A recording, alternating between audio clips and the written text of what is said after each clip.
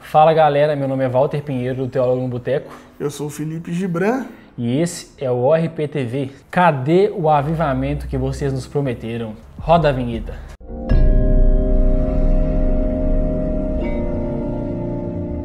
Antes de mais nada, eu queria te pedir para se inscrever no nosso canal, para tocar o sininho e para acompanhar todo esse conteúdo que a gente tem feito nas mídias também, né? Nas mídias sociais.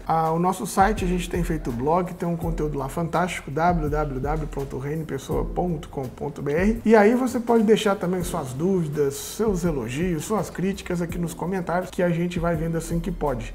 Beleza? No início desse ano, um assunto retomou a pauta da discussão pública da espiritualidade cristã no Brasil. O avivamento.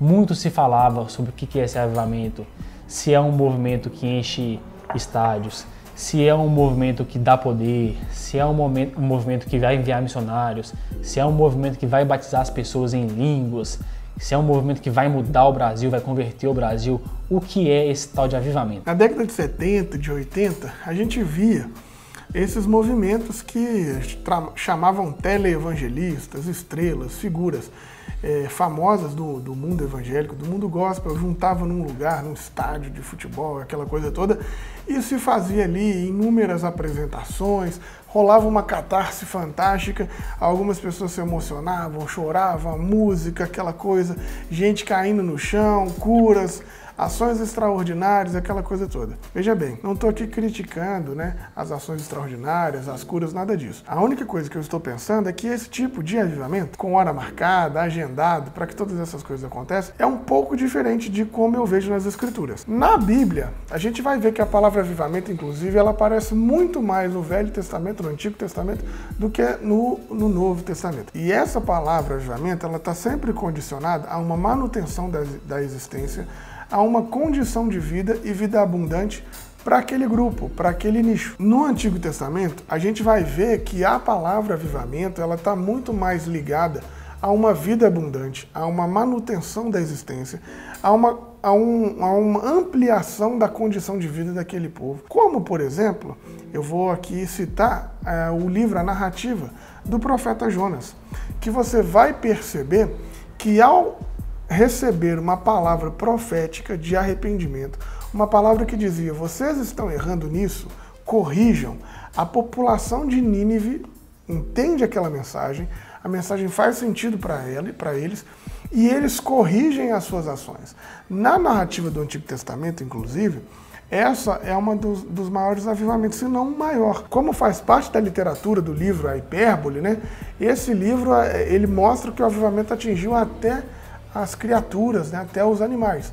Então veja, o avivamento no Antigo Testamento está muito mais ligado a essa mensagem profética de retomar ao plano de Deus, de retomar as ações que Deus tinha para aquele povo. Um ponto muito curioso na narrativa do profeta Jonas é que, pela nossa maneira, nossa visão de mundo do século XXI, da onde a igreja é poderosa, a igreja ela já está em ambientes onde ela domina as nações, a maior parte da população é cristã, a gente pensa uma ótica muito diferente daquele povo antigo. Então, quando a gente vai pensar sobre avivamento, a manifestação do poder de Deus ou da presença de Deus, a gente sempre pensa num evento megalomaníaco que faz muito barulho, que sai nos jornais, que é midiático. Só que lá na narrativa do Jonas tem um avivamento, talvez um avivamento que a igreja não trabalha, que para mim é fundamental, aonde Deus demonstra o seu amor. Jonas, antes de chegar em Nínive e pregar e a cidade toda se converter, os animais se converterem, como está no livro,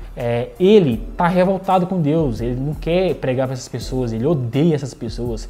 Os ninivitas foram aquelas pessoas que invadiram Israel, mataram a família de Jonas, os amigos de Jonas. E aí Deus manda ele pregar para essa galera que ele odeia. Então ele está lá no barco, enfurecido, não quer ouvir a voz de Deus, está fugindo de Deus. Quando Jonas é atirado no mar, a tempestade cessa e aqueles pescadores eles começam a louvar e adorar o Deus de Jonas, não o Deus deles. O avivamento do barco, o pequeno avivamento do barco acontece, porque mesmo sem a palavra do profeta, mesmo sem o profeta de Deus ter dado uma única palavra no barco, ali acontece um avivamento.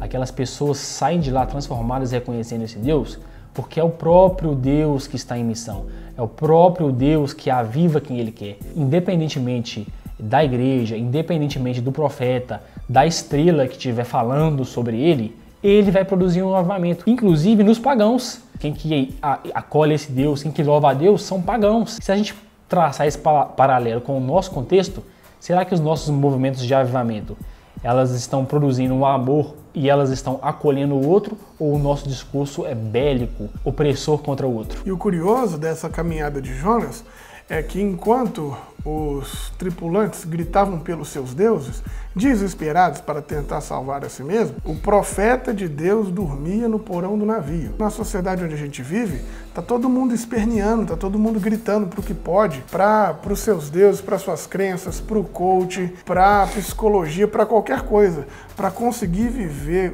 ou conviver com essa existência. E nós, a igreja, estamos dormindo no porão do navio.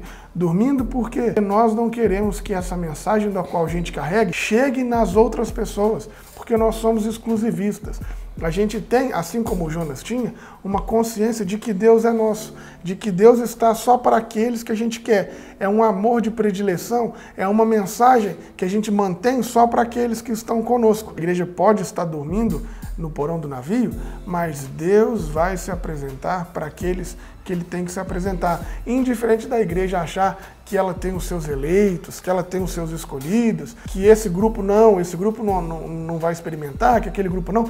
Indiferente a isso, esse avivamento no porão do navio, onde lá o próprio profeta não estava nem preocupado nem com a sua vida abundante, nem com a dos outros, porque é Jonas que pede para ser jogado ao mar numa atitude suicida, assim como a igreja, que não preocupa nem com a sua própria vida, nem com a vida dos outros, está preocupada só nas suas relações de poder, como a gente vê por aí. Mesmo assim, Deus ainda utiliza dessa condição para alcançar essas novas pessoas. Quando a gente vai fazer uma caminhada, agora saindo um pouco do Antigo Testamento, indo para o Novo, a gente percebe nas Escrituras que talvez o grande momento de avivamento foi justamente ali onde a gente estava vendo sobre o Atos 2. Se tem uma ideia de que o Atos 2 foi o momento em que o Espírito Santo foi aspergido sobre as pessoas e aquela coisa toda, aquele envolvimento, aquela coisa extraordinária e tal. E é uma ideia errada, porque você vai fazendo a leitura das Escrituras, você percebe que o Espírito de Deus estava desde o princípio. Aliás, ele pairava sobre a face das águas antes mesmo da criação do homem. Então, em todo o tempo, você tem nas Escrituras a presença do Espírito de Deus. E, mais uma vez, a dispersação do Espírito se dá para a manutenção da vida, para a produção de uma vida abundante. Logo depois de ter acontecido o Atos 2, aquela igreja primitiva ali, ela é experimentada, ela tem uma prova de fogo assim terrível, que é a guerra contra os romanos no ano 70. Aquela igreja, a igreja é destruída, os cristãos são perseguidos, o templo é devastado, e ali aonde eles estavam, ali em Jerusalém, que estava praticamente não sobrou, né, assim, pedra sobre pedra, como disse Jesus, essa igreja que teve que dividir os seus recursos, dividir os seus alimentos, juntar em comunidade para que as pessoas tivessem a condição de existência mantida. Então veja, o avivamento nada mais é do que uma resposta do coração do homem à chamada de Deus. E a chamada de Deus é da vida comunitária, é da vida fraternal. Não é transformação de seres humanos em super-heróis.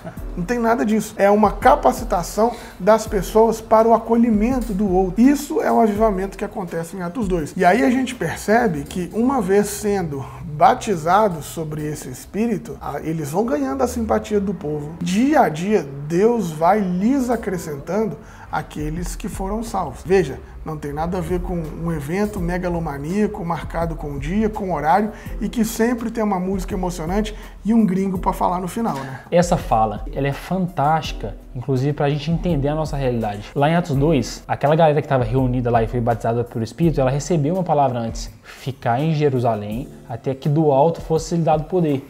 Ou seja, eles não sabiam qual dia era, eles tiveram que ficar muito tempo aglomerados para esse batismo vir.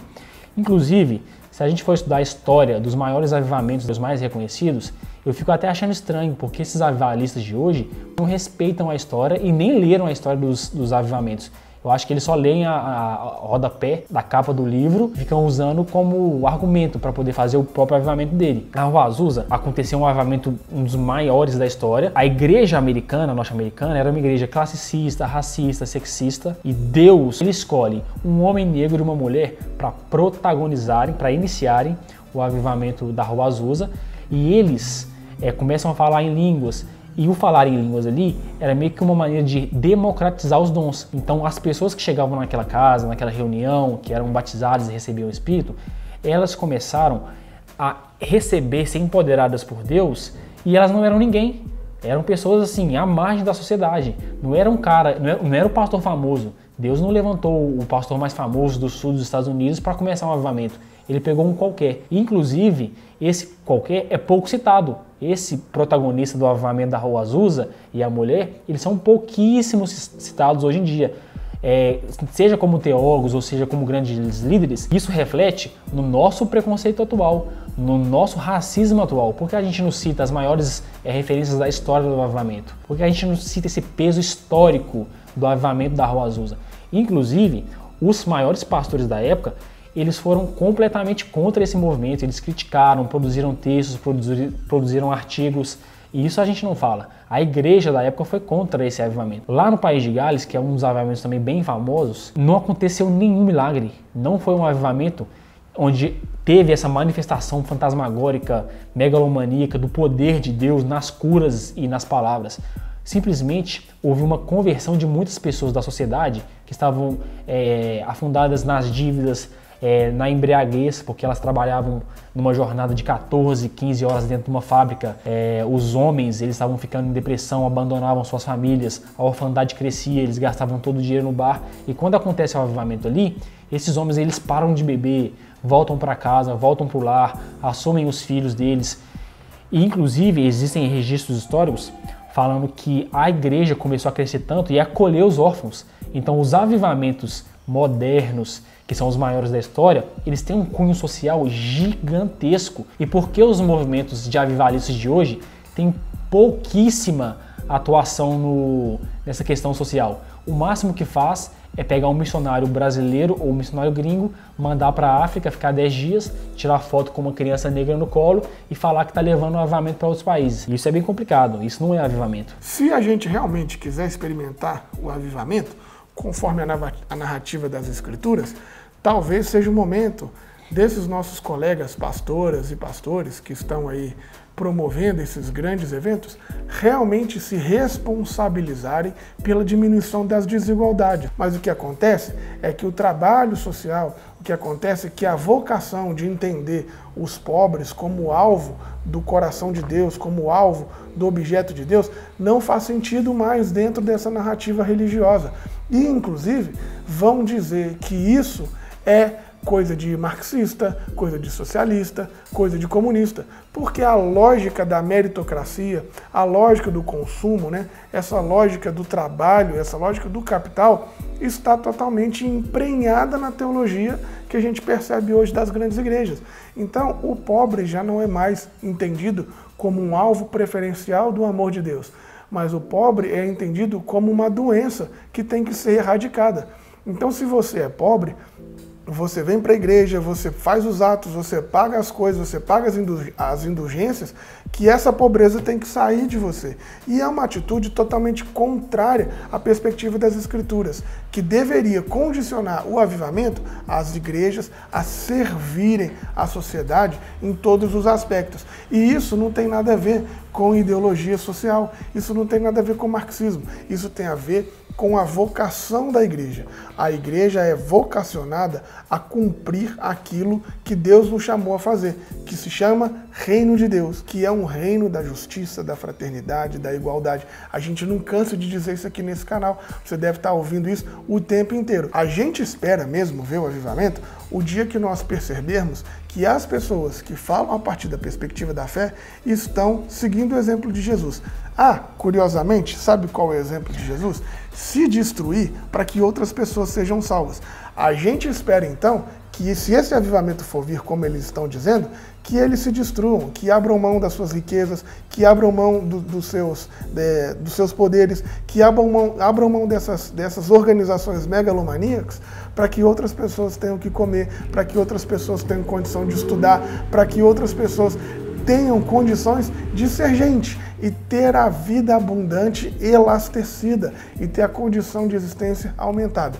Nesse aspecto, a gente experimentaria um avivamento, como o Walter bem citou aqui, lá no País de Gales, onde o avivamento proporcionou um aumento da qualidade de vida para o país. Assim, é um pouco diferente do que a gente está vendo, né? E o que eu acho engraçado é que nesses movimentos modernos de avivamento, que enchem estádios, que vão falar em nome da igreja, mesmo que a igreja toda não esteja lá, e até me deixou assustado uma das falas, é que eu ouvi um dos candidatos, um dos preletores falando assim, vocês, jovens do Brasil, tem que ir lá lutar contra o seu professor comunistinha e tal, vocês têm que protagonizar os lugares mais altos da sociedade brasileira, tem que atingir as 7 esferas, tem que ficar nos lugares mais altos para poder influenciar mais. Aí eu leio o discurso da Bíblia, vejo os avivamentos da história e nunca vi nada disso. Isso é distante da Bíblia, isso é distante dos avivamentos, isso é distante de Jesus. Jesus, ele nos convoca a servir a nação. Então a igreja quer ser relevante na sociedade brasileira, quer promover um avivamento, coloca uma toalha na cintura, pega um balde de água, ajoelha e lave os pés da sociedade. É para isso que a gente foi convocado, é isso que é avivamento. Quando eles veem que nós estamos dispostos a servir, eles vão ver o Deus em nós. E lá em Atos mesmo, falava que esses irmãos que receberam esse batismo do Espírito Santo, a primeira coisa que eles foram fazer é viver e distribuir os seus bens e tinham tudo em comum. Então você, que é o líder do avivamento e está protagonizando o avivamento do Brasil, o quanto você está disposto a doar do seu tempo, dos seus recursos para o outro, para a comunidade, para que todos tenham tudo em comum. Então é isso. A gente espera que você seja avivado com esse vídeo. E aquele abraço. Falou. Valeu. É simples, mas revolucionário.